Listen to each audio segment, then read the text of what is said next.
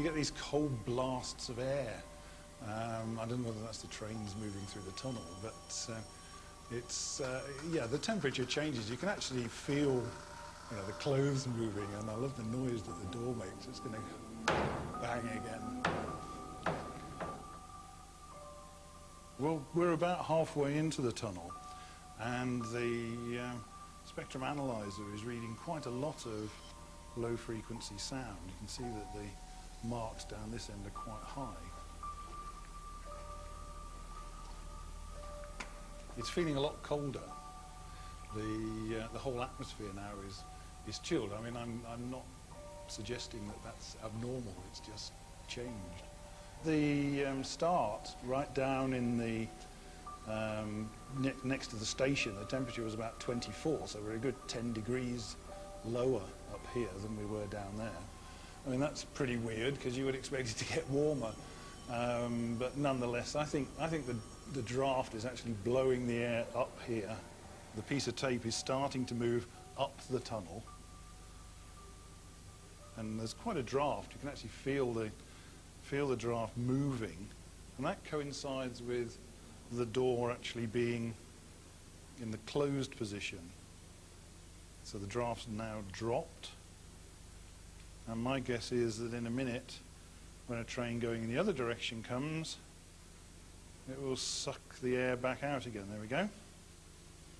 So that's now sucking the air in the other direction, which could move the door the other way. I think this is actually a classic example of the kinds of effects that infrasound can have. You kind of feel this weird sort of presence almost.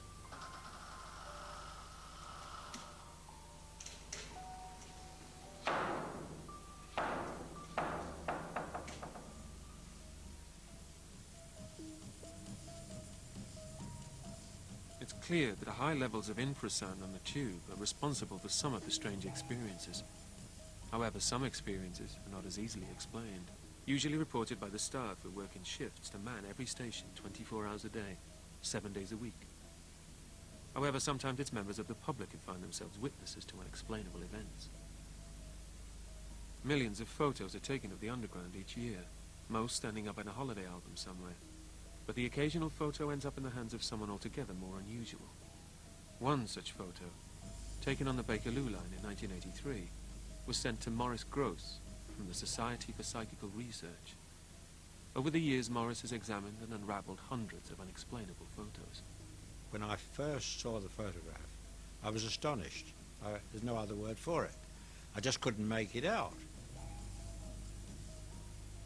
The photo that Maurice had examined was a picture taken in a carriage on the Bakerloo line by Karen Collette, who was showing her family around London.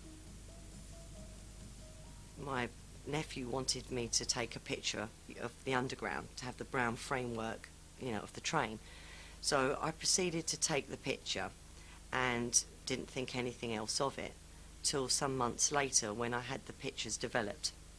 I handed the pictures to my father and my sister's boyfriend at the time, and they were looking through the pictures, and they looked at me and said, "Oh, that's not very nice." And I said, "Well, what isn't?"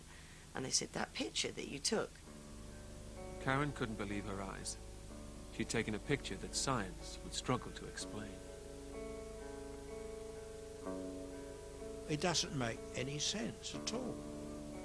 Here we have a photograph of a man sitting in an electric chair of all things, squared up in the underground. Nobody obviously saw it, and yet the camera did. Now, what was the reason for that? Robert Cox is from the National Museum of Photography. He's an expert in analysing negatives and images, and would be able to tell whether Karen's photo was genuine or not. The point with this is that it's an amateur camera. So to do manipulation of photographs, particularly in the 80s, you'd have needed quite sophisticated cameras, quite expensive cameras that would focus closely and be able to control the exposure accurately. These negatives are from the 110 camera, an amateur point-and-shoot camera. with not the range of facilities to do manipulation. I don't think the photograph has been manipulated. After researching it, I found out that it was Bruno Hauptmann, who actually, there's a waxwork of him sitting in the electric chair in the Chamber of Horrors in Madame Tussauds. And I found that he was the so-called kidnapper and murderer of the Limburg child, the aviator in the 1930s. So then the next thing I did was I actually went down to Madame Tussauds. I walked in there, I looked at the man that was sitting in the chair, who happened to be Bruno Hauptmann, and what was shocking to me was that my picture was absolutely identical in buttons, in the straps, the way the hands were gripped onto the chair. And the only thing that was different with mine was that to indicate he's been electrocuted, there was blue sparks coming out of both fingers. I think it's a poster, either outside or in the carriage behind, probably of something that was happening in a show in London.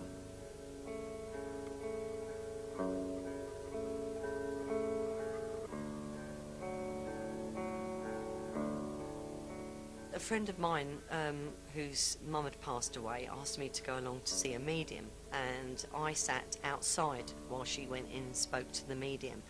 As she was about to leave, the medium came outside and said, "I have a message for you." And I looked at him and said, "But I'm not here for a reading." And he said, "It's about your photo." And he said, "Just want you to know is that the man said, I'm accused of something that I didn't do, but I did something else." And that was the end of the message. The King William Street Tunnel is one of the oldest and longest disused tunnels on the network. Abandoned in 1900, it stretches from Borough Station to the north side of London Bridge. Prince Holman was a project manager for the Tube centenary celebrations during the 1980s and was asked to photograph the tunnel for a book. He and his colleague returned on several occasions, and each time they witnessed the same strange feelings. We did a lot of experiments to get it right, and when we took the final set of photographs, there was an image of somebody standing in the sun. It was slightly translucent.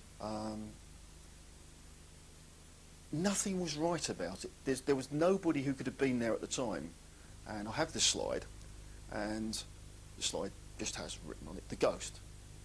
Which is what we called it. Never thought anything about it. It's just been filed away for years.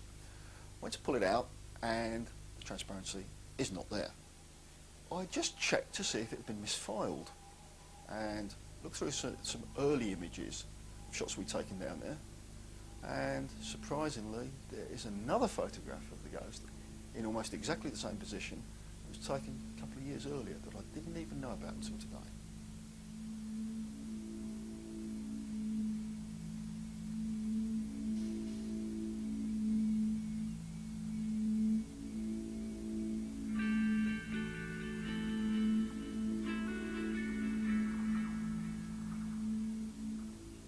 Bank Monument Station connects 6 different tube lines, making it the station with some of the longest tunnels and corridors.